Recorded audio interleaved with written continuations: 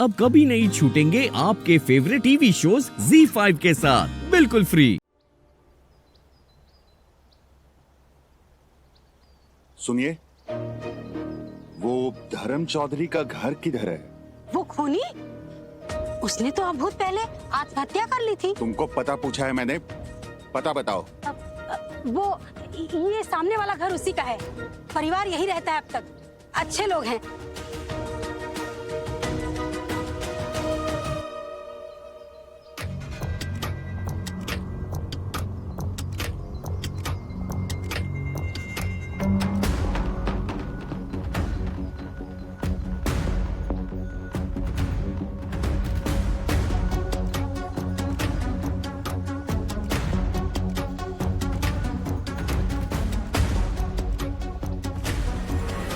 मुझे बहुत अच्छा लगता अगर तुम दोनों आज रुक जाते तो। वो नए प्रोजेक्ट का काम जल्दी से जल्दी शुरू करना है तो जाना पड़ेगा, वरना जरूर रुकते हैं। मैं समझ सकती हूँ बेटा, तुम इतना बिजी रहते हो फिर भी तुमने अपने काम से हमारे लिए छुट्टी ली, पूजा में हमारी मदद की, इतना काफी है हमारे लिए। एक बात और कहूँ तुमसे राघव, आज का दिन हर साल हमारे लिए आसान नहीं होता, पर इस साल तुम्हारे आने के बाद हम सबको बहुत हौसला मिला है ना री? कोई बड़ी बात नहीं, बस रीत ने जो माता रानी से मांगा है वो उसे मिल जाए, काफी है।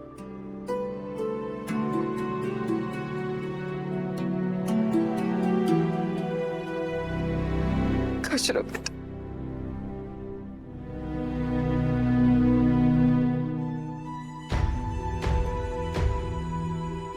अपना ख्याल रखना।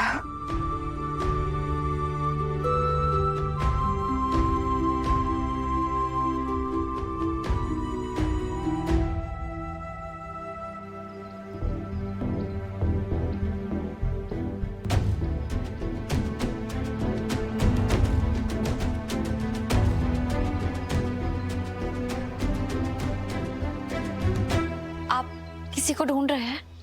धर्म चौधरी का घर यही है क्या?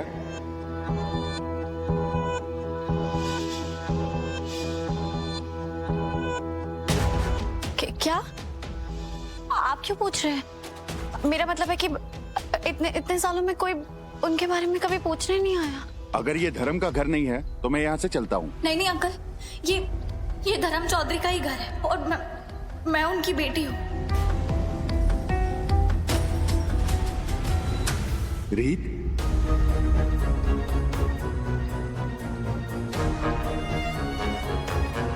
आपको मेरा नाम कैसे पता है? धर्म हमेशा तुम्हारे बारे में बात करता रहता था। मेरी रीत ऐसी है, मेरी रीत वैसी है। आप कौन है और आप रीत के पापा को कैसे जानते हैं? उसका दोस्त था मैं, उसके साथ जेल में था। हाँ, मैं उसकी तरह बेकसूर तो नहीं था, बहुत सारे क्राइम कर चुका हूं और उसकी सजा काट रहा था मैं जेल में।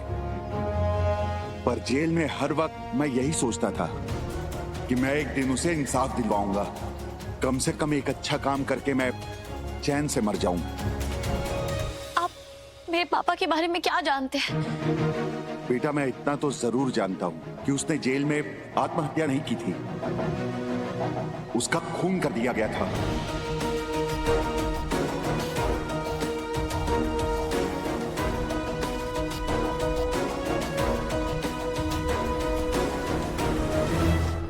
इत्तेफाक है, माता रानी का दिखाया हुआ रास्ता कि आप आज के दिन हमारे घर आए, क्योंकि आज ही मैंने और मेरे पति ने कसम खाई थी कि हम पापा के मुजरिम को सजा दिलाएंगे और उन्हें बेकसूर साबित करेंगे। आप प्लीज मुझे सब कुछ बताइए, जो भी आप पापा के केस के बारे में जानते हैं। केस नंबर 729, यही नंबर दिया था तुम्हारे पापा के केस को, और एक पल में धर्म चौधरी कैदी नंबर 729 बन गया। और वो नंबर कोई तमगा नहीं था बेटा, वो एक दाग बन गया था जिसने तुम्हारे पापा को तोड़ दिया था। वो आया था मुझसे मिलने, उसने कहा कल तक मैं एक पति था, एक पिता, एक प्रिंसिपल, एक दोस्त, एक भाई, और आज केवल एक नंबर हूं। पर पापा तो कह रहे थे कि वो जेल में ठीक है, उन्हें कोई परेशानी नहीं है। और क्या कहता है एक बाप अपनी छोटी सी बच्ची से। लेकिन मैं जानता हूँ वो रोज पुलिस से भीख मांगता था एक फोन करने के लिए, और पुलिस ने उसकी एक बात नहीं सुनी। और मैं तो ठहरा पुराना क्रिमिनल, तो मैंने जुगाड़ कर दिया था। मैंने अपने लिए जेल के अंदर एक फोन मंगवाया था। लेकिन धर्म के चेहरे पर एक सच्चाई देखकर मैंने सोचा कि वो फोन धर्म को दे दूं, ताकि वो फोन करे और तुमसे बातें करे बेटा।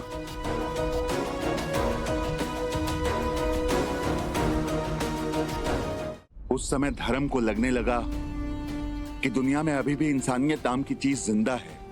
वो मुझे कह रहा था कि वो एक औरत आने वाली है उसे बचाने के लिए। उसने मुझसे कहा कि वो औरत बहुत नेक है और वो सब कुछ दांव पर लगा देगी धर्म को बचाने के लिए।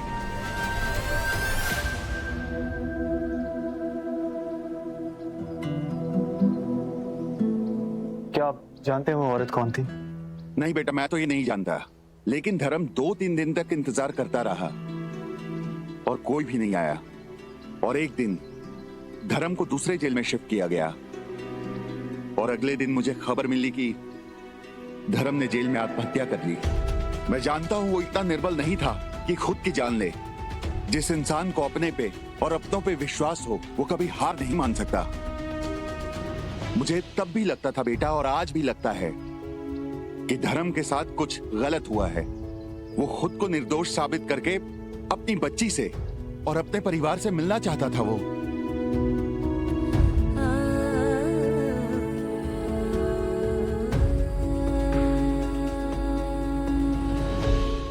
मैं हमेशा से जानती थी कि पापा बेकसूर है।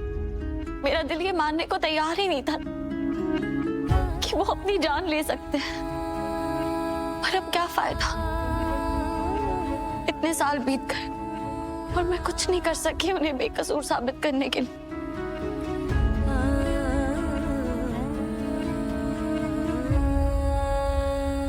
अगर मैं इतने सालों में जेल में कुछ सीखा हूं तो वो यही है कि कोई नई शुरुआत करने का कोई समय सही नहीं होता। हमें ये नहीं पता होता कि जिस उम्मीद को हम छोड़ चुके हैं वही उम्मीद फिर कब हमारे दरवाजे पर आकर दस्तक दे। आज मेरे पास ज्यादा समय नहीं है, लेकिन मैं खुश हूं कि मैं कुछ बदल सकता हूं, अपनी जिंदगी संवार सकता हूं।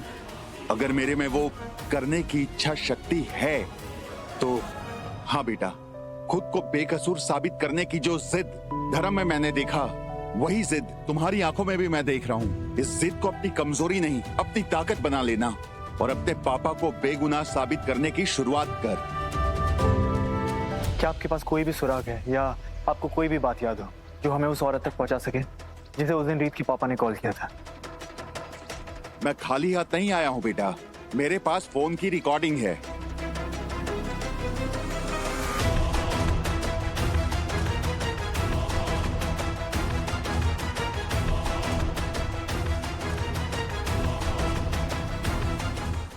Z5 ऐप डाउनलोड करें और देखें सारे एपिसोड्स बिल्कुल फ्री।